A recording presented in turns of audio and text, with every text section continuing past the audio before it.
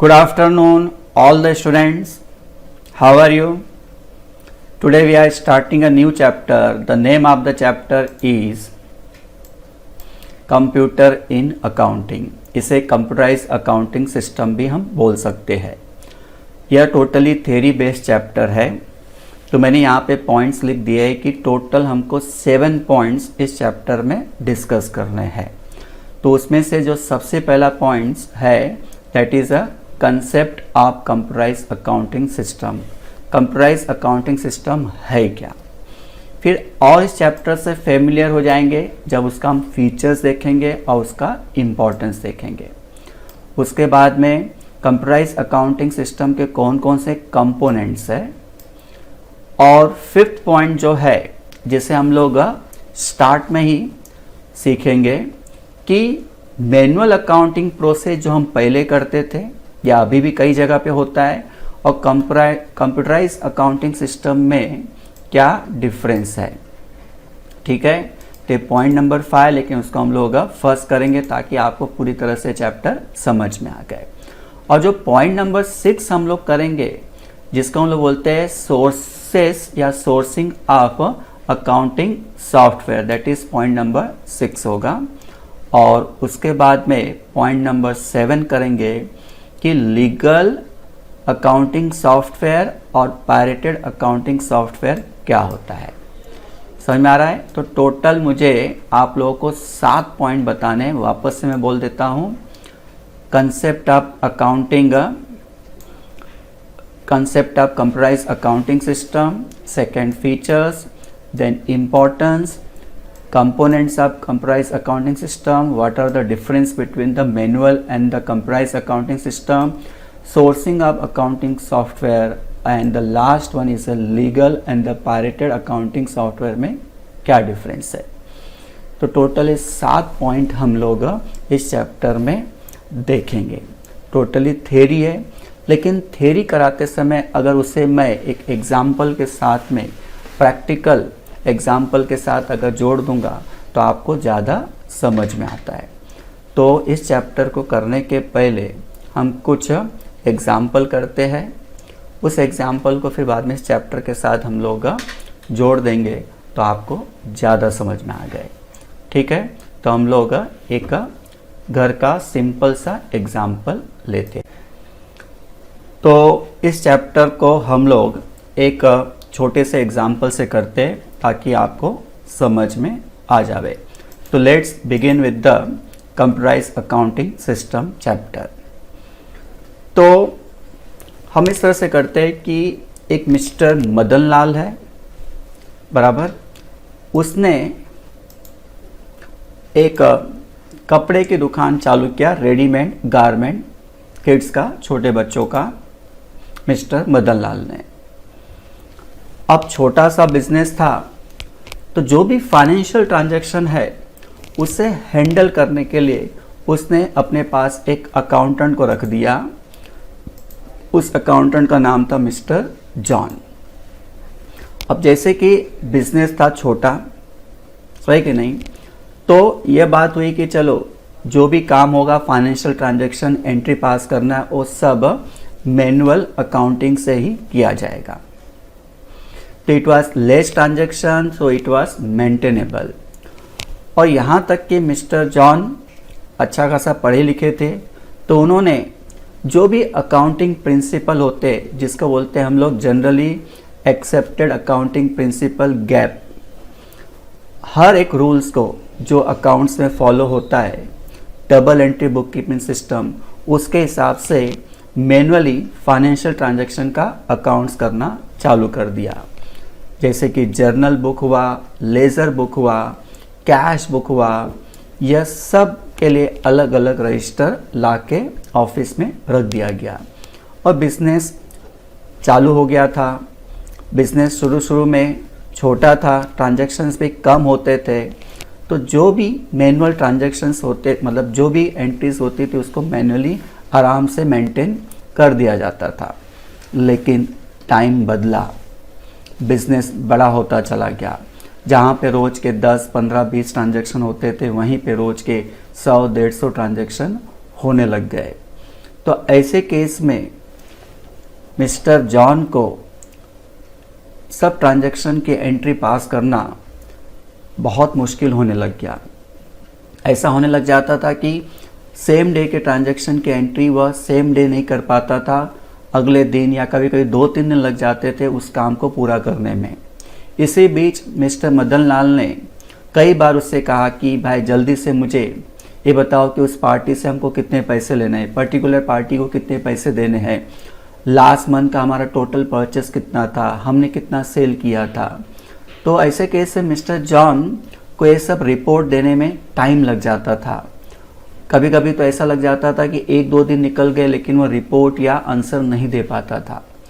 और मिस्टर मदन लाल को इस बात का गुस्सा भी आने लग गया कि ये कब तक चलेगा। अब मिस्टर मदन लाल के बिजनेस में कई लोगों ने इन्वेस्टमेंट भी किया था, फाइनेंस किया था। अब उनको भी तो मिस्टर मदन लाल को जवाब देना पड़ता था कि आपका पैसा कहाँ पर यूज़ हो रहा है, हमारे बिजनेस का इस समय कितना प्रॉफिट हुआ है। तो ये सब चीज़ें बताना मिस्टर जॉन के लिए मुश्किल होने लग गया। तो एक दिन मदन लाल ने मिस्टर जॉन से कहा कि भाई इसका कोई रास्ता निकालो, ये कब तक चलेगा, इस तरह से रहा तो हमारा बिजनेस बर्बाद हो जाएगा, जो हमने प्रोग्रेस किया है वह सब कुछ ठप हो जाएगा। तो मिस्टर जॉन ने कहा कि इसका रास्ता है, आपको रिकॉर्ड टाइम टू टाइम मिलेगा, मेरा भी बर्डन कम हो जाएगा, जो भी ट्रांजैक्शंस चाहे ज़्यादा हो चाहे कितने भी हो उसे मैं आराम से संभाल पाऊंगा। तो मिस्टर मदन लाल ने कहा मिस्टर जॉन से, तो बताओ कौन सा रास्ता है। बोला देखो इस समय हम लोग जो अकाउंट्स के इफेक्ट दे रहे हैं, जो भी सिस्टम यूज़ कर रहे हैं उसको बोलते हैं हम लोग मैनुअल अकाउंटिंग सिस्टम, बराबर। तो मैं आपको इस मैनुअल अकाउंटिंग प्रोसेस से कंप्यूटराइज अकाउंटिंग सिस्टम में ले जाना चाहता हूँ। तो मिस्टर जॉन ने मदन लाल को समझाया कि देखो मैनुअल अकाउंटिंग में क्या होता है कि पेपर वर्क ज़्यादा है, यहाँ पर आपको जर्नल बुक बनाना पड़ता है, फिर उसका लेज़र में पोस्टिंग करना पड़ता है, बहुत सारे वाउचर्स, अकाउंट बुक्स, ये सब का यूज़ करना पड़ता है। तो ये क्या होता है कि बहुत टाइम ले लेता है। मतलब देखो यहाँ पे मैंने लिखा हुआ है कि manual accounting as a name signifies is a paper-based accounting system in which journal and ledger registers, vouchers, account books are used to store, classify, analyze the financial transaction of an organization. It is often used by the small businessmen. जब हम छोटा business करते हैं तो उसके लिए manual accounting process ठीक है, जैसे कि सोल प्रोप्राइटरशिप हो गया, एक छोटा शॉपकीपर है, तो वहाँ पर ये सब करने के लिए मतलब जो भी फाइनेंशियल ट्रांजैक्शन करने के लिए ये मैनुअल प्रोसेस ठीक है। तो to maintain the records of business transaction due to the lower cost, वहाँ पर हमारे पास इतना पैसा भी नहीं होता है कि हम ज़्यादा पैसा इन्वेस्ट कर सके इस प्रोसेस को करने के लिए। साथ साथ में उसने ये भी बोला कि इसके अंदर मैनुअल अकाउंटिंग में ह्यूमन एरर भी हो सकता है, टोटल मिस्टेक हो सकता है, पोस्टिंग में मिस्टेक हो सकता है, यहाँ तक कि कभी कभी हम जर्नल एंट्री जब पास करते हैं उसका इफेक्ट देते हैं, तो जर्नल एंट्री, लेजर अकाउंट, कई जगहों पे हम मिस्टेक कर सकते हैं और एट द एंड जो रिपोर्ट आता है उसके अंदर भी प्रॉब्लम हो सकता है। तो यहाँ पे लिखा है कि moreover human error such as incorrect recording of transactions, the omission of the transactions, the figure transposition and so forth is likely to occur while the preparation of manual accounts which cannot be ignored. वो भी वहाँ पर होना ही होना है, mistake होने के chances होता ही है। एक छोटा सा एग्जांपल, हम जब टोटल ओरली मारते हैं, अगर समझो कम से कम 30 या 40 नंबर्स है, अगर उसको हम लोग प्लस करने जाते हैं तो उसमें मिस्टेक होने के चांसेस होते हैं, लेकिन अगर उसी को हम लोग कैलकुलेटर से करते हैं तो मिस्टेक होने के चांसेस नहीं होते हैं। फिर और उसने कहा कि देखो अगर हम लोग कंप्यूटराइज अकाउंटिंग लेके आते हैं तो क्या होता है। तो computerized accounting can be described as a accounting system that uses the computer system. ये टोटली कंप्यूटर सिस्टम है, एक टेक्नोलॉजी यूज़ करेंगे हम लोग, कंप्यूटर लेके आएंगे जिसके अंदर बहुत सारी चीज़ें सेट होता है, इसको बोलते हैं प्री पैकेज होता है। इसको हम अपने हिसाब से कस्टमाइज़ कर सकते हैं कि हमारे बिजनेस को किस तरह टाइप के ट्रांजैक्शन है, उसके हिसाब से हम उस कंप्यूटर सिस्टम को बना सकते हैं। साथ साथ में जो भी हम लोग सॉफ्टवेयर यूज़ करेंगे वो हमारे फाइनेंशियल रिकॉर्ड को बहुत अच्छे से संभाल के रखेगा और जब भी चाहे हम उसको जनरेट कर सकते हैं, उसका रिपोर्ट हम लोग ला सकते हैं। तो इस प्रकार से मिस्टर जॉन ने मदन लाल को समझाना चालू किया। तो उसने कहा कि देखो अभी जो हम लोग मैनुअल अकाउंटिंग कर रहे हैं और जब हम अपने बिजनेस के अंदर कंप्यूटराइज अकाउंटिंग सिस्टम लेके आएंगे तो आपको क्या क्या डिफरेंस दिखाई पड़ेगा। तो मदन लाल ने कहा कि ठीक है, बताओ क्या क्या डिफरेंस दिखाई पड़ेगा। तो देखो इस तरह से difference between the manual accounting system and the computerise accounting system आपको दिखाई पड़ेगा। तो सबसे पहला मीनिंग देखो, तो मैनुअल अकाउंटिंग सिस्टम आप देखोगे तो it is a system of accounting that uses physical register and books of the account for keeping the financial records. आपको बुक्स लाना पड़ेगा, उसके अंदर रूलिंग करना पड़ेगा, सब फाइनेंशियल ट्रांजैक्शन की एंट्री पास करना पड़ता है, मतलब आपके पास बुक्स होने चाहिए या बुक्स के अंदर हम लोग वो सब करते हैं मैनुअल अकाउंटिंग के अंदर। उसी तरह से अगर आपने कंप्यूटराइज अकाउंटिंग सिस्टम किया तो it is accounting system that uses accounting software. वहाँ पे अकाउंटिंग सॉफ्टवेयर होता है, जो भी बुक्स है वो सब सॉफ्टवेयर के अंदर आपको दिखाई पड़ेगा for recording the financial transaction electronically. आपको इलेक्ट्रॉनिकली मतलब कंप्यूटर के अंदर एंट्री पास करना पड़ेगा, कीबोर्ड माउस का इस्तेमाल करना पड़ेगा, मतलब टोटली पेपर लेस हो जाएगा। Second point, under this system मतलब मैनुअल अकाउंटिंग सिस्टम में कैलकुलेशंस परफॉर्म मैनुअली, जो भी हम लोग करते हैं मैनुअली करते हैं, लेकिन एट द सेम टाइम जब हम कंप्यूटराइज सिस्टम में चले जाएंगे तो under this system calculation are perform by computer system only, data input is required. Calculation automatically हो जाएगा, बस आपको डेटा को इनपुट करना है। जो भी आप फिगर्स डालते जाओगे उसका जो भी प्लस करना है, माइनस करना है, मल्टीप्लिकेशन करना है, टोटल करना है, सब ऑटोमेटिकली कंप्यूटर का सॉफ्टवेयर कर देगा। अब स्पीड की बात है, आप मुझे बार बार चिल्लाते हैं कि आप रिकॉर्ड नहीं दे रहे टाइम टू टाइम, तो मैनुअल अकाउंटिंग में ऐसा है क्योंकि ये बहुत ही स्लो है, तो there is a slow speed. वही कंप्यूटराइज अकाउंटिंग सिस्टम आ जाएगा तो ये बहुत ही हाई स्पीड से काम करता है। आपको मिनटों में मैं रिपोर्ट दे सकता हूँ। आप सुबह का जो भी रिकॉर्ड है, अगर आप शाम को उसका रिपोर्ट चाहते हो एक पूरा सिस्टम फॉर्म में, वो मैं दे पाऊँगा। तो there is a comparatively larger faster speed. अब बैकअप की बात है। अब बैकअप का मतलब क्या होता है कि हमने यहाँ पे बुक्स रखा हुआ है, अब समझो कल को बुक्स चोरी हो गया, एक ये हो सकता है हमारे ऑफिस में आग लग गया, बारिश आई, पूरा ऑफिस पानी पानी हो गया, या हमने बुक्स रखा हुआ है 2 साल 3 साल पुरानी, कल को चोरी हो गया तो वापस हमको नहीं मिल पाएगा। लेकिन वही कंप्यूटराइज अकाउंटिंग सिस्टम में backup is possible.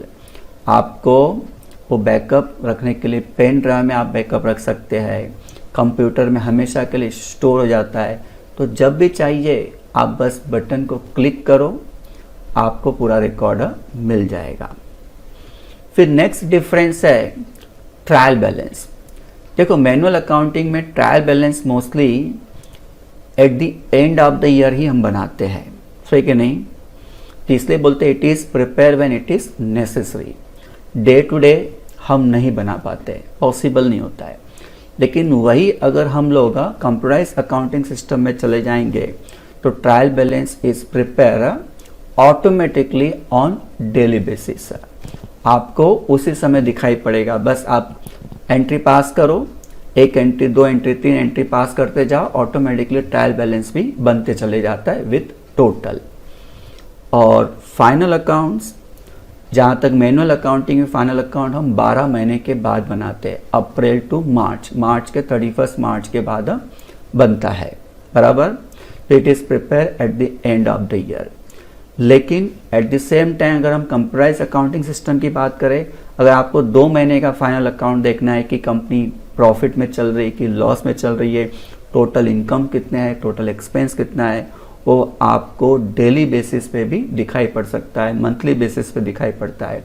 It is provided only by clicking the button. तो ये डिफरेंस है। तो मदन लाल को समझ आ गया कि जब हमारा बिजनेस छोटा था तो वहाँ पे मैनुअल अकाउंटिंग प्रोसेस ठीक था, लेकिन अब हमारा बिजनेस बड़ा हो गया है, there are so many transactions, तो उसके लिए हमको कंप्यूटराइज अकाउंटिंग सिस्टम की ही ज़रूरत पड़ेगी। और जॉन ने मुझे समझा दिया है कि मैनुअल अकाउंटिंग में हम gap, generally accepted accounting principal use कर पा रहे थे, तो कंप्यूटराइज अकाउंटिंग सिस्टम भी उसी तरह से है, उसका उस तरह से सॉफ्टवेयर बनेगा, उस सॉफ्टवेयर के अंदर वह सब कुछ होगा जो मैनुअल अकाउंटिंग सिस्टम में होगा। लेकिन मैनुअल के अंदर जो भी काम होता है वो स्लो होते हैं, कैलकुलेशन एरर पॉसिबल है, यहाँ तक कि बहुत सारे रिकॉर्ड आपको डेली बेसिस पे नहीं मिल सकते हैं। लेकिन कंप्यूटराइज अकाउंटिंग सिस्टम में हर चीज़ आपको मिनटों में डेली बेसिस पे मिल सकता है। और सबसे बड़ी बात की कि ये सालों साल इसका रिकॉर्ड हमारे पास अवेलेबल होता है, ये कभी भी मतलब बोलते हैं ना कि बैकअप, मैनुअल अकाउंटिंग में बैकअप पॉसिबल नहीं है, लेकिन कंप्यूटराइज अकाउंटिंग में बैकअप पॉसिबल है। और कोई भी चीज़ कंप्यूटराइज आज के टाइम में होता है तो उसके ऊपर लोग ज़्यादा रिलाई करते हैं, और मैनुअल अकाउंटिंग में लोग कोई यहाँ तक कि बिल लेने के बाद भी एक बार टोटल खुद भी चेक करते हैं, कस्टमर चेक करता है। लेकिन कंप्यूटराइज सिस्टम में क्या है कि सब कुछ अप टू डेट होके बाहर आ जाता है। तो ये डिफरेंस है। तो इससे थोड़ा थोड़ा इस एग्जाम्पल से हमने इस चैप्टर में एंट्री ले लिया है कि कंप्यूटराइज अकाउंटिंग सिस्टम होता क्या है। तो पॉइंट नंबर 5 मैंने पहला कर दिया है। अब पॉइंट नंबर 1 से हम लोग इस चैप्टर की शुरुआत करते हैं, लेकिन अब आपको ये चैप्टर पूरी तरह से समझ में आएगा। अब हम लोग फर्स्ट पॉइंट को डिस्कस करते हैं, that is the main point, concept of computerise accounting system, CAS। अब इसमें देखते हैं हम लोग कि manual system of accounting has been traditionally the most popular method of keeping the records of financial transactions of an organisation. जैसे कि हम जानते हैं कि मैनुअल सिस्टम ऑफ अकाउंटिंग जो है वो हमारा बेस है, जिसको हम लोग शुरुआत से यूज़ करते आ रहे हैं, और वो बहुत ही पॉपुलर मेथड है। But with the change in the time, in the modern age, there are number of transactions, बहुत सारे ट्रांजैक्शंस हो गए हैं, ऑनलाइन सर्विसेज चालू हो गई है, इंटरनेट हम यूज़ कर रहे हैं, तो where manual system is not proper to handle so many business transactions. अब जैसे कि हमने डिस्कस किया कि मैनुअल अकाउंटिंग सिस्टम में क्या होता है कि आप इमीडिएटली कोई भी रिपोर्ट नहीं दे सकते हैं, और कहीं ना कहीं ह्यूमन एरर होने के चांसेस ज़्यादा है, इसलिए एक्यूरेट नहीं है, ना ही रिलायबल है। To face all this problems, computerised accounting system is the best way of recording and maintaining the financial transactions. तो आप देख सकते हैं कि इन सब प्रॉब्लम को फेस करने के लिए computerised accounting system is the best वे, जहां पर हम लोग अपने बिजनेस ट्रांजैक्शंस को, फाइनेंशियल ट्रांजैक्शन को रिकॉर्ड कर सकते हैं और मेंटेन कर सकते हैं for a longer period of time. इसको इस तरह से बोल सकते हैं कि ये क्या है, it is a software program that are store on computers, on companies computer. ये क्या एक सॉफ्टवेयर प्रोग्राम है, जैसे कि आप देख सकते हो कि टैली हो गया, ये क्या है, एक सॉफ्टवेयर है जहाँ पर हम लोग अपने बिजनेस के अकाउंट्स को करते हैं। तो टैली को भी हम लोग क्या बोल सकते हैं, computerised accounting system, that is a software. तो it is a software program that are store on companies computer. A company can prepare various reports and statements with the help of a computerised accounting software. आपको जो भी result या report चाहिए, बस एक button click कीजिए, पूरा का पूरा रिपोर्ट आपके आँख के सामने दिखाई पड़ जाएगा। तो it gives the accurate and effective results and report as per the businessman requirements. जिस प्रकार का आपका रिक्वायरमेंट चाहिए, जैसे आपको एक हफ्ते का रिकॉर्ड चाहिए तो एक हफ्ते का मिलेगा, लास्ट मंथ का चाहिए लास्ट मंथ का मिलेगा, यहाँ तक कि आपको पर्टिकुलर पार्टी का रिकॉर्ड मिल सकता है। कंपनी ने लास्ट 10 दिन में कितने परचेस किए, कितने सेल्स किए, हर चीज़ आपको एट अ टाइम कुछ मिनटों में मिल जाएगा। तो यहाँ तक तो आपको समझ में आ गया होगा। और इसको ऐसा बोलते हैं कि it is totally computer based system है, पेपरलेस। रजिस्टर ये सब आपको मेंटेन करने की ज़रूरत नहीं है, सब कुछ कंप्यूटराइज होता है। तो in case is an accounting information system that process the financial transactions as per generally except accounting principle to produce reports as per user requirement. तो इसका डेफिनेशन क्या है कि computerise accounting system is an accounting information system that process the financial transactions। जो भी business के financial transactions होता है उसे प्रोसेस करता है, लेकिन अपने मेथड से नहीं। जो मेथड यूनिवर्सल है, जनरली एक्सेप्टेड अकाउंटिंग प्रिंसिपल है, जिसको बोलते हैं गैप। जिसको हम लोग क्या बोलते हैं, गैप। तो यहाँ पे मैं लिख देता हूँ gap.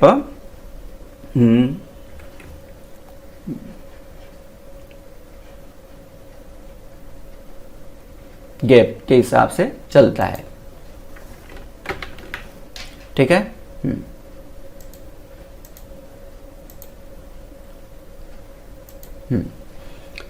To produce the reports as per the user requirement. चलो, तो ऐसा नहीं कि आपने मैनुअल अकाउंटिंग सिस्टम से किया तो एक्सेप्टेबल है, ऐसा नहीं है। कंप्यूटर अकाउंटिंग सिस्टम से जब हम लोग फाइनेंशियल ट्रांजैक्शन को रिकॉर्ड करते हैं, इट इज़ आल्सो एक्सेप्टेबल। इसको हम लोग बोल सकते हैं कि it works under the set of well defined concept, that is accounting principle. जो भी अकाउंटिंग प्रिंसिपल यूज होना है वह सब यूज होता है।